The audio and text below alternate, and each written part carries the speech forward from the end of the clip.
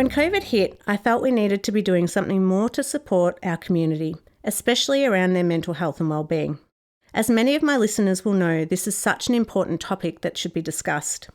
Dyslexia can cause many feelings, including social isolation, feelings of being different and not fitting in. We can also struggle when the work environment suddenly shifts, like working from home with no support in place. So this year I set up the Mental Health and Thriving series, and we've had a range of guests working in mental health and wellbeing. So today I am thrilled to be speaking with Pennie, the founder of GroOops. GroOops provide an array of services specialising exclusively in addressing the emotional repercussions of dyslexia.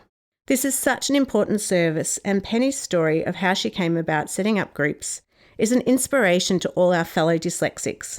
Welcome, Pennie, to the show. I'm so excited to have you on this evening, your morning, to talk about dyslexia and mental health. I'm a big fan of your work and have followed you ever since I started the foundation. So thank you so much for coming on the show today. My absolute pleasure. Thank you for inviting me. So can you tell us a little bit about the work you do for our listeners, a lot of them are in Australia, so they can hear a bit about what you do in the UK? Sure. At the moment, what we do is work exclusively with dyslexic people, usually adults over the age of 18. And we work to help them establish a sense of who they are as a dyslexic person in the world. Now, it isn't to do with reading and writing, it's to do with understanding that there are certain environments that might be quite stressful for them, to be able to cope with it, to understand themselves, and to be a dyslexic person without wishing to get rid of the dyslexia, to understand it rather than see it as something that's a negative. So we provide one-on-one work sessions, depending on the needs of the person. We do work long-term with people, but we tend to find that between 5 and 10 sessions help someone to kind of understand. We also do psychoeducational work with parents to help them learn how to support their youngsters and the emotional development of their youngsters, and of course themselves. And we do trainings as well. And so how did you get into this line of work? For a very long and convoluted road. Okay, where do I start with this? First of all, I guess I should say that I left school with no qualifications at all. It was not the greatest environment for me, and my folks had to move around because of the economic situation of our country at the time. So each school that I went to would have a different approach, a different way of teaching. Anyway, I left school at 15, as one could then, with not a clue as to how I was going to look after myself. Through varied things, from music to presentation to the arts, I managed to forge a fairly healthy career for myself. And even at one point was a garden designer and artist. But it wasn't until I hit my 40s that I thought I really wanted to tackle what I call my academic dragon, which was I'd always been insatiable in my search for knowledge, and found ways of being able to teach myself. But I'd never found an environment that actually helped me to understand how to learn. Anyway, some way or other, I managed to persuade the University of London to take me on for a master's, which was quite a thing on their part because I didn't have any previous qualifications. But it was in the interview, they could see the variety of things that I'd done in my life. I went into it thinking it doesn't actually matter if I pass or fail, I will still be learning. Now, that's easy to say when you're in your 40s, not great when you're in your teens and 20s. I had nothing to lose. And what I actually found was that I was in an environment that really encouraged me, and I just flew. Then I thought, how can this happen that a child is written off, and yet there is this environment that encourages adults to learn and to grow. And it was really from there that the germination of groups started, really working in schools, working in group work, finding that most of the young people who were sent to us were neurodiverse in some way, and then realizing that there was this whole raft of emotional repercussions that were not sorted by different learning or writing schemes. And I have dyslexic children myself and neurodiverse children myself. My partner, we now know, is very dyspraxic. So there's a whole mesh of things that brought me to, like, where I am now. And so was it because of your children that you lent yourself to this type of area? Because there's many areas that you can go into when you get into counselling. So was that the reason why you looked at supporting people with dyslexia when you're neurodiverse? I think that is very true. And I knew I was dyslexic. What I didn't know that it impacted on how I relate with the world. Now, working with my children, I could see that they had the same quirks as me, but I didn't put that down to the neurodiversity. I just thought, well, that's the way we are. It wasn't until I had my own full assessment, actually because I got to the point of burnout, that I realized that the things that I was struggling with were the things that were to do with dyslexia. So yes, it was about supporting them. It's also in that constellation of things in life come together, and it's like, what else do you need? A burning bush? You look at it and you think, oh my goodness. You know, this is why this is happening.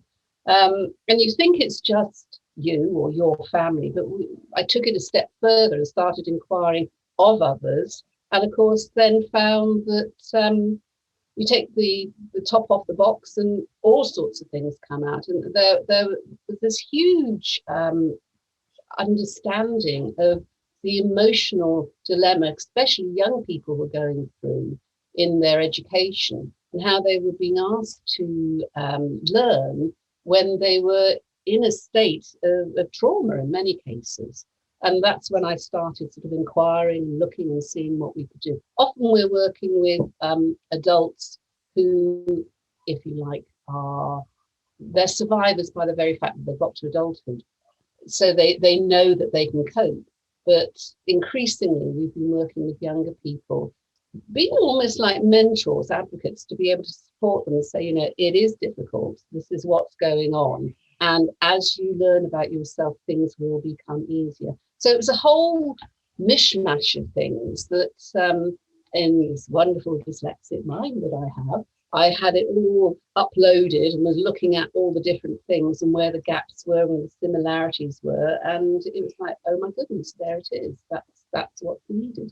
At what point were you diagnosed that you had with dyslexia? Was it when you got into university or prior to that? No, I actually didn't have a full assessment until much later on. And it's interesting because I thought of myself as dyslexic because I knew I had reverse letters, and I could see the struggles that my children had and sort of relate to it. And they had an assessment of dyslexia. So I thought, well, you know, I must be in there. But it was all about education. It wasn't about the emotional side. For me, it was when I was finding myself working 7 days a week, 15 hours a day to get things done, and realizing that other people were doing it in a fundamentally different way. And I had the blessing of a wonderful supervisor at the time who was not neurodiverse, incidentally, but had done a lot of work with the Open University. And I said, look, I think I must have a brain tumor or something because I just can't do the things that I see many other people doing. And she suggested that I have a full assessment. And I have to say, even at that point, I had the same kind of social prejudice, if you like, against dyslexia being used as an excuse. And I, again, the gift of having Sylvia Moody do my assessment, who handed me a chapter of her book on emotions and dyslexia. And it was so revealing. I just read myself in those pages. And it was, well, something has got to be done about this. That point, I thought, I really need to talk to someone who knows what this is about on a psychological level. And there wasn't anyone. There are plenty of tutors or skills trainers, but there's absolutely no one that I could talk to where I could say, so is this to do with it? And all these things about losing the conversation and not understanding things, getting my words muddled and all that kind of thing, that's part of it. Oh my God. You know, so I was a sort of late starter, if you like. Thank God. Although it gave me then insight into what it's like when you think, well, what might I have done had I known in my teens, had I known in my 20s, what might I have done? But I'm fairly happy with what I've done. And well, the work you do is amazing, and there's definitely not enough of you across the world from what I'm learning, particularly in Australia from the research I'm doing with my PhD. The feedback from people has been that they go to a counsellor or a psychologist and they just have no understanding of the dual diagnosis of dyslexia and depression or anxiety or post-traumatic stress or trauma from school and what they went through. So, which is one of the reasons why I was so excited to have the opportunity to talk to you tonight. So, because it's such a significant issue for people with dyslexia, and it feels like, you know, you're right, there's been so much focus on tutors and educators and those formative years, which is so important, but it's focused so much on literacy and not around the whole person or the whole child and the impact it can have.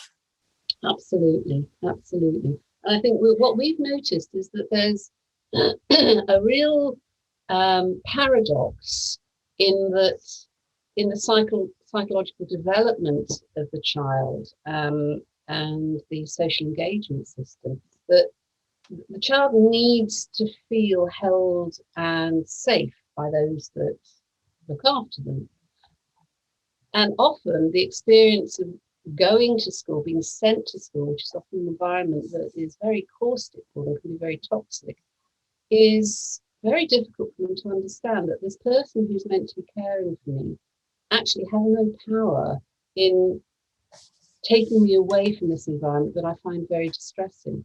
So we find that the nervous system of our older dyslexic clients are really stuck in fight and flight or freeze and flop. And there's no sort of window of comfort, there's no window of being able to self-soothe in a way.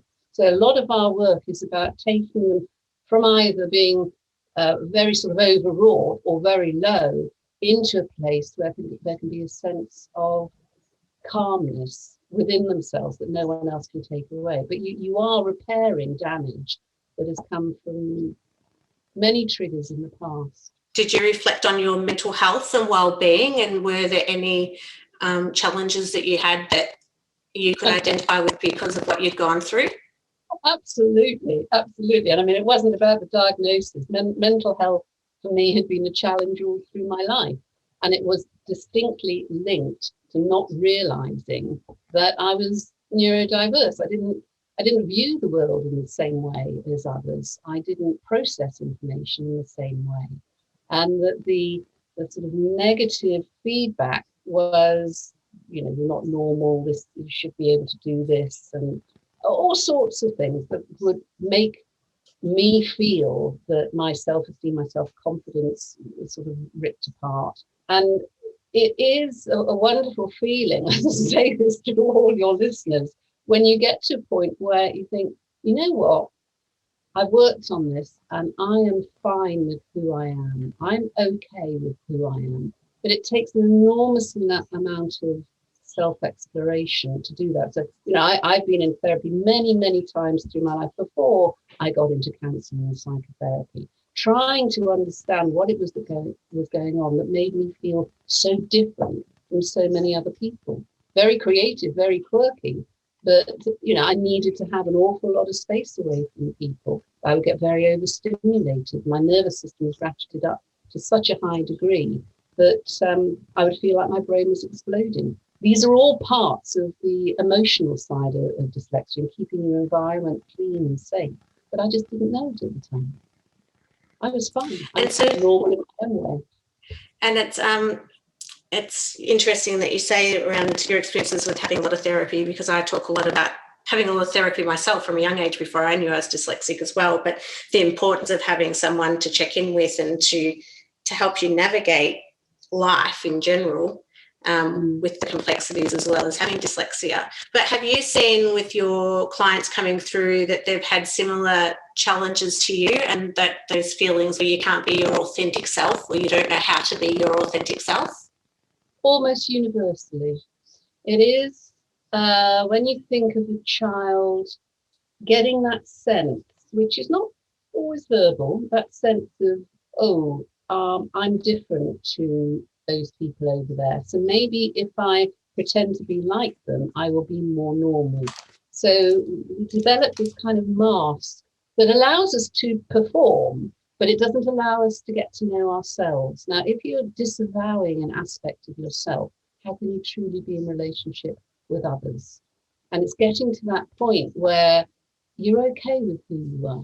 But often people stretch themselves to a degree of wanting things to be perfect, to push themselves to the limit, to show everybody else that they're wrong and I'm right, kind of thing. But it's moving away from that.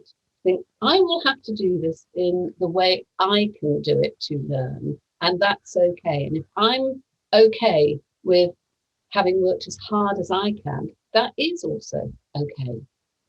And so what are some of the strategies that you've seen really help people coming through your clinics? We've had some neuropsychs and psychologists on, and we were talked about strategies like mindfulness and, trying to be healthy and exercising and things like that. Yeah, we work in a slightly different way, in that we are explaining to people what is going on so they get that aha moment. One of the primary things to understand from our perspective is someone understanding their energy, the amount of energy it actually takes them to be a dyslexic person in a world that's been set up for linear thinkers. Because we demand of ourselves that we should be able to do everything that a linear thinker does without giving ourselves credit for all the amazing things that our minds can do. So we're putting added pressure on. It isn't that the mental health presentations, if you like, are different to everybody else, but it does mean that it uses more energy. We have to appreciate the energy output, and these things happen more frequently, more intensely, and ultimately they become more depleting. And if you're unaware of it, you keep on pushing yourself through it to the point of burnout. And then often, because there isn't a psychological outlet, it becomes a physical, internalized, the body speaks instead, and people can become extremely poorly.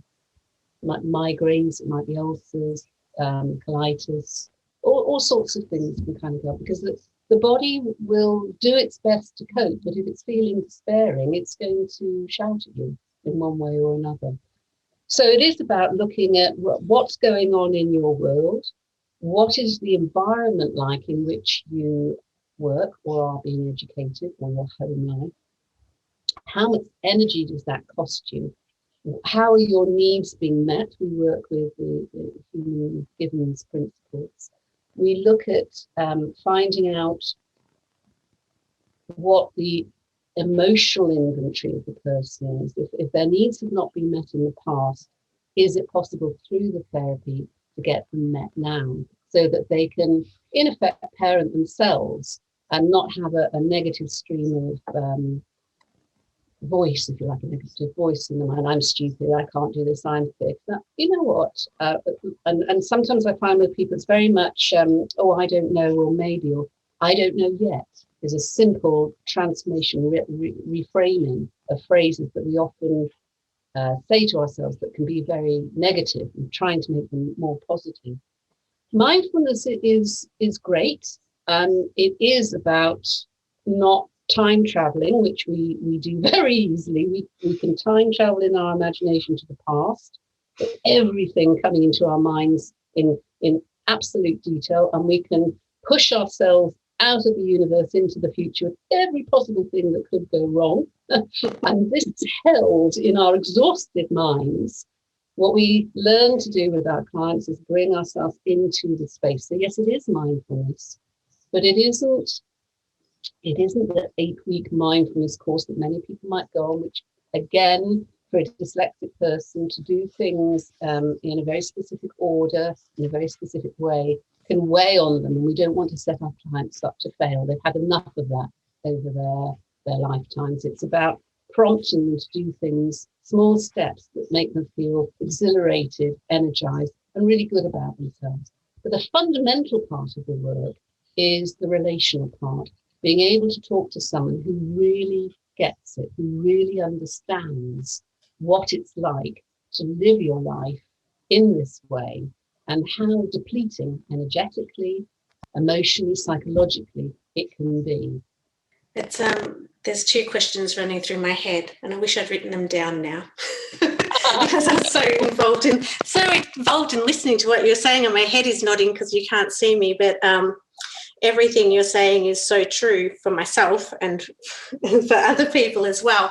But how do you, there's a lot of talk around dyslexic strengths and genius and trying to reframe dyslexia in a positive light for the community. But do you find that, how do you build people up to see their strengths? Because from the people I've spoken to in my research, there's a lot of people that the day-to-day challenges that you're talking about, it's hard to then be able to find your strengths. Yeah, I agree. Again, we certainly don't focus on deficits. Dyslexic people have had enough of that for many, many years. But we don't advocate, if you like, the gift of dyslexia, because many people in the early years will say to us, well, where's my gift? This is such hard work. And it is hard work. I mean, they haven't actually realized that the way they think is utterly unique. It's miraculous. But it is allowing them to explore it so that they get a sense of the wonderment of themselves. And that can only come from the person. I could tell someone they're brilliant till the cows come home. But are they going to believe it? I think not, until they get a sense of, oh, actually, I do see things in the world that other people don't.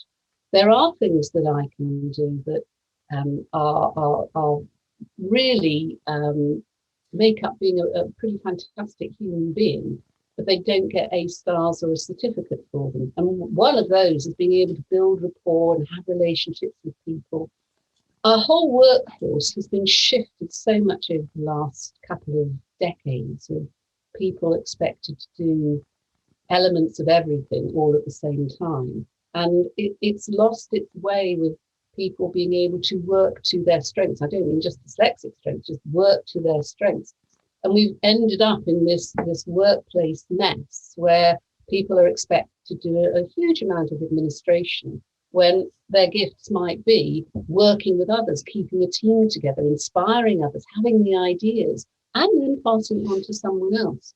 So it's about trying to find an environment where someone doesn't necessarily think, oh, my dyslexia is wonderful, but it is working towards your known sense of what you can do, whilst accepting, because lots of linear thinkers can't do what we do, you may need a right-hand human that is a linear thinker to help you with the things that you find difficult. So, for instance, if I were to have to do all the administration of the charity, it would take up 90% of my energy, which would mean that I would have 10% to do the things that I'm actually exceptional at. So I have to have someone who supports me with that. Fortunately, in our country, we do get that through access to work.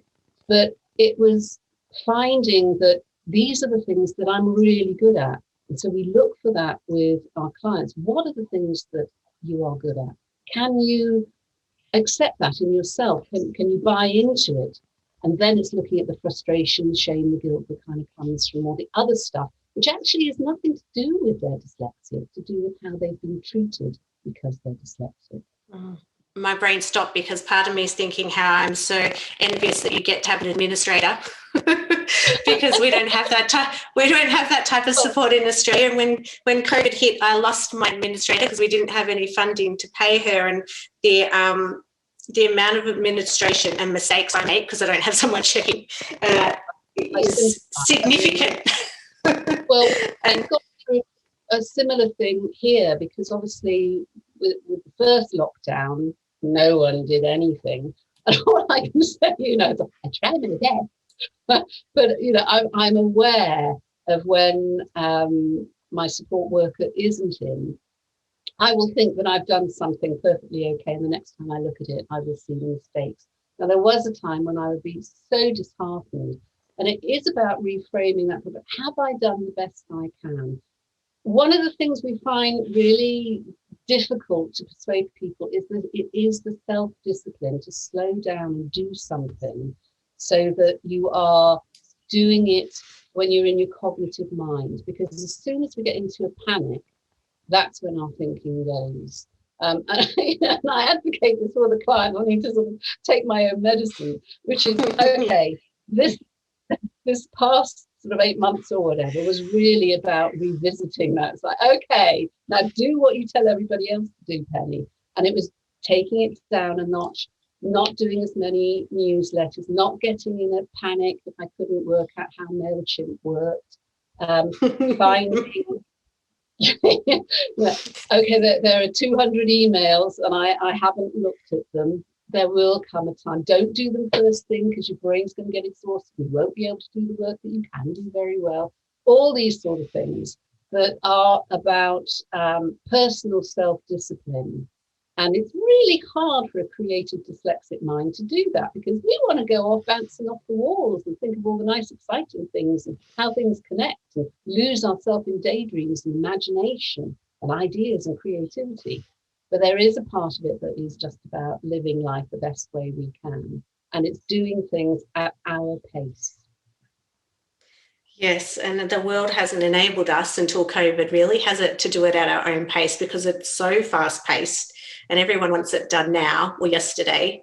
And it's hard to keep up with that pace.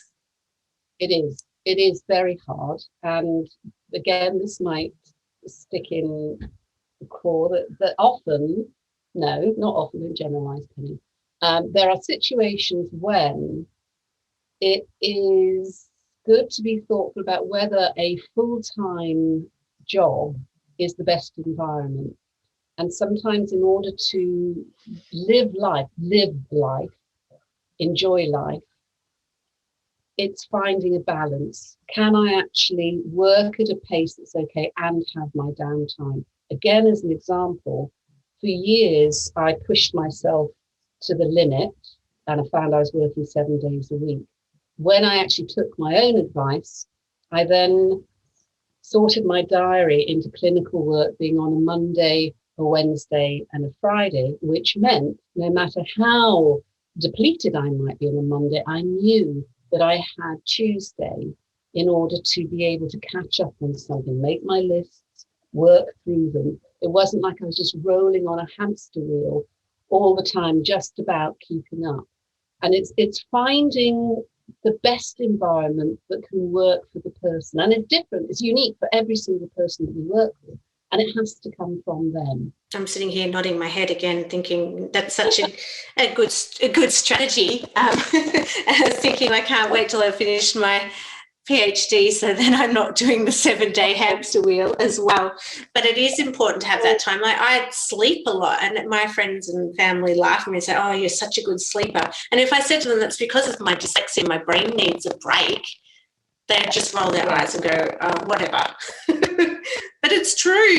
Well, it is, absolutely is. And especially when you're learning, you're going in your mind, it's as if all those events are happening all at the same time. It's not just a linear A, B, C, D. It is looking at it from all different perspectives and living it, being in it. And it is utterly exhausting. It's incredible. It's an absolute miracle, I think.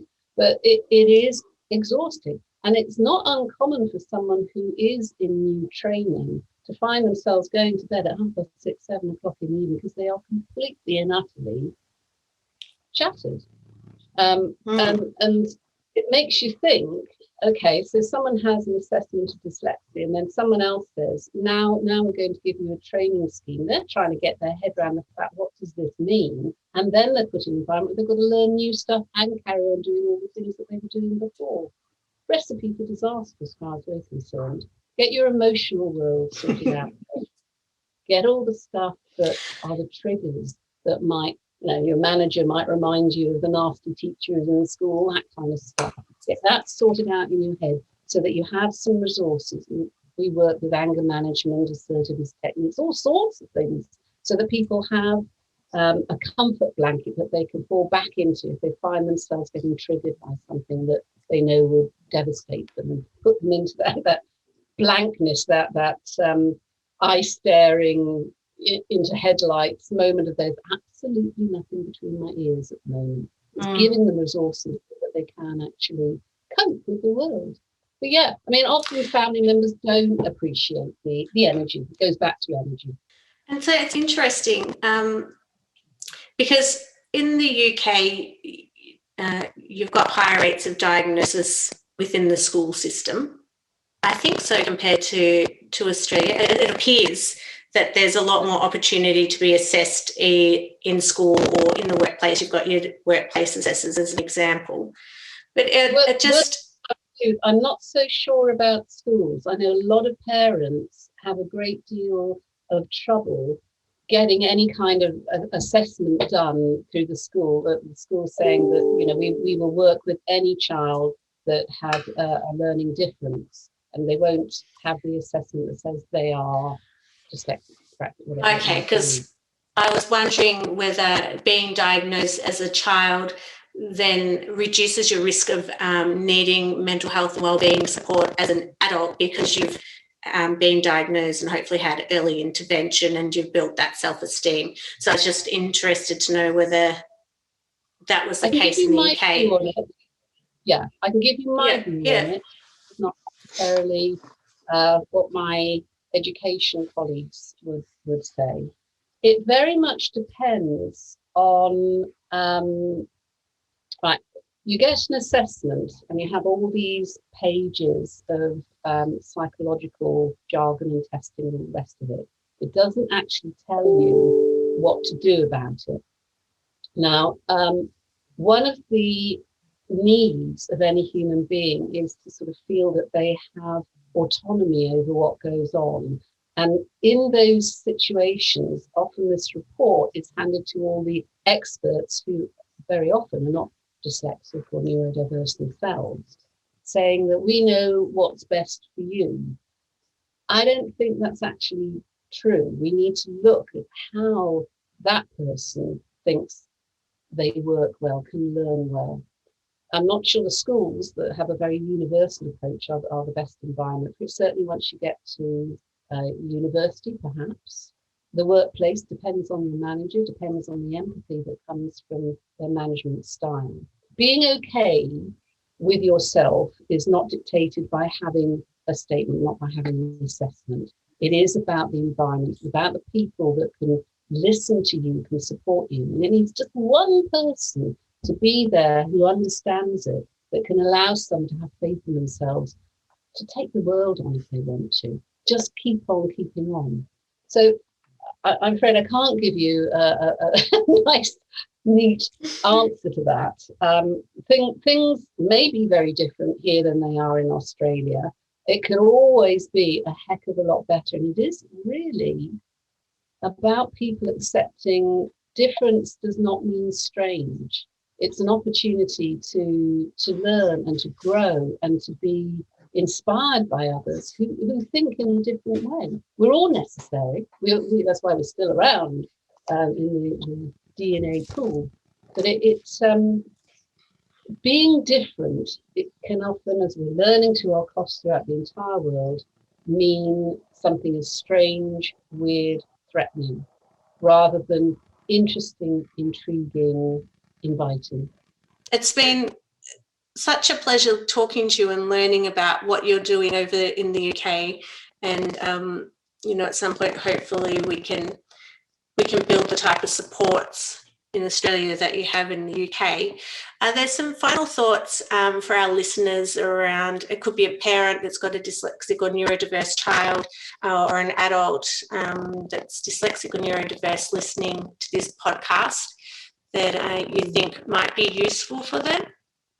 It is about accepting your child as wonderfully unique as they are, not how you think they should be. So the parent has got to do a lot of internal exploration. Do I want my child to succeed in whatever succeed means to them because of how it reflects on me? Or do I want them to grow at their pace, which can be a different pace to others, so they feel comfortable with themselves? It's also about really understanding dyslexia themselves. Do they? Do they have the same prejudices about it that many others do? Really question themselves. We so often expect our children to go off and do the counselling work, but often it's the parent that needs to do it so that they know who they are and how they are parenting their child, what biases they might be putting on them.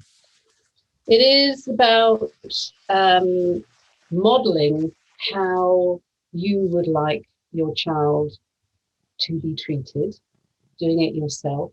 Many want to educate their children in a way because that was not the opportunity that they had.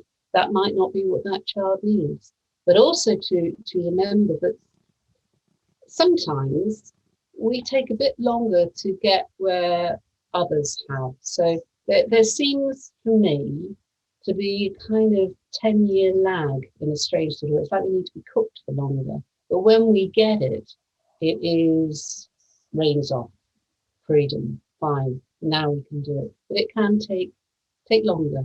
And for some children, being at school is not their greatest time, and they have to wait until they're in their 20s and even 30s before they feel, right, I get me.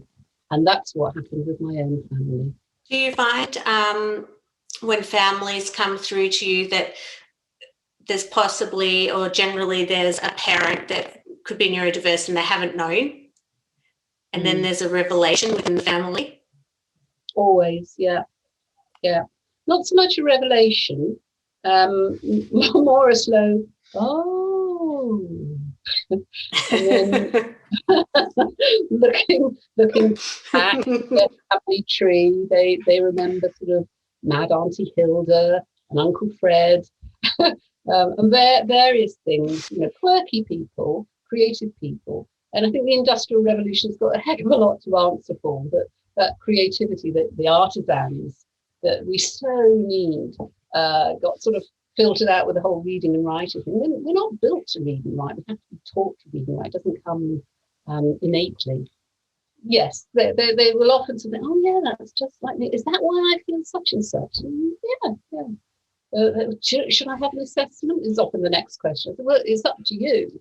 What would you need it for? Why would you want to have one done? Is it to be able to say to people that I know for definite I am dyslexic? Or is it a guidance as to what you might do with your life afterwards? It's up to the individual. But yeah, there is often that, oh my goodness, I see, right, okay.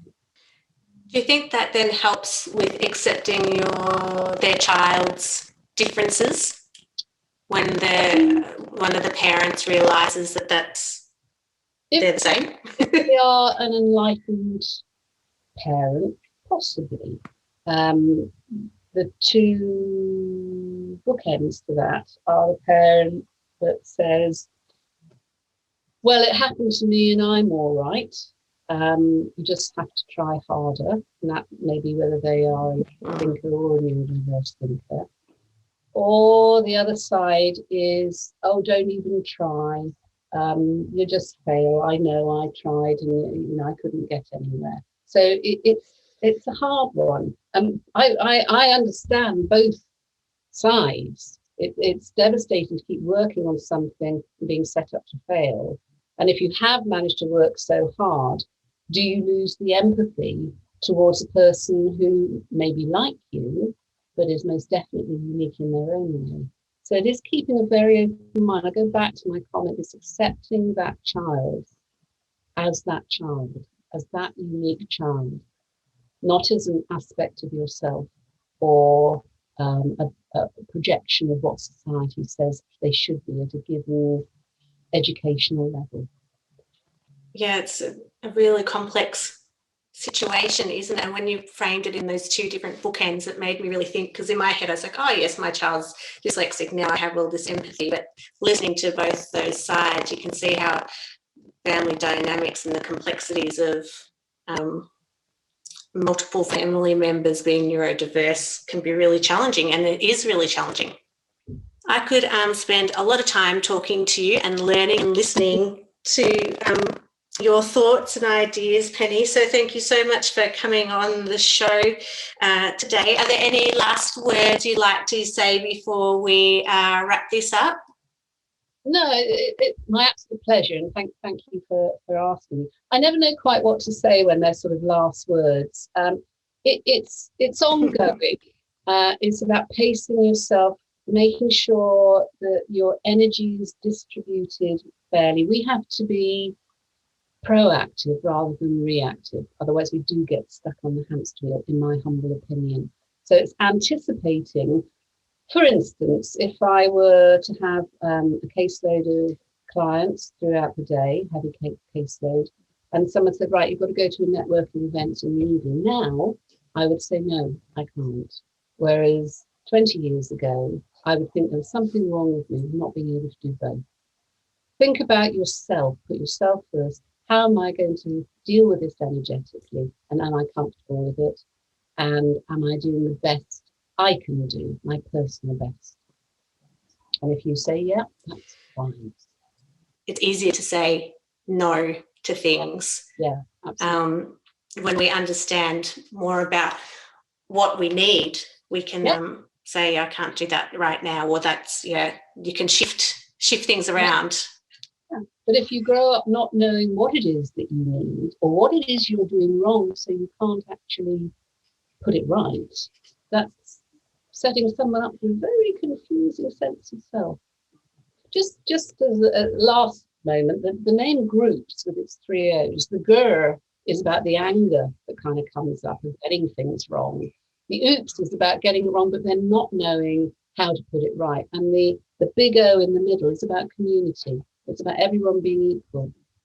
It's fantastic, and I really love that, because I always, when I try to find you on Google all the time, I forget the third O, and it takes me a little while to find you, and I have to put in counselling or UK, and then it comes up. But I won't forget that now that you, because I can associate the different letters. Yeah, it was done deliberately because it was a group of young people who came up with it. We looked at it, but it has to resonate with us. It's got to be some kind of name. Does it matter if it has 3 O's, if it looks right to us? And then we thought, no, why not? Because we're expected to put up things we don't understand all the time. I love that.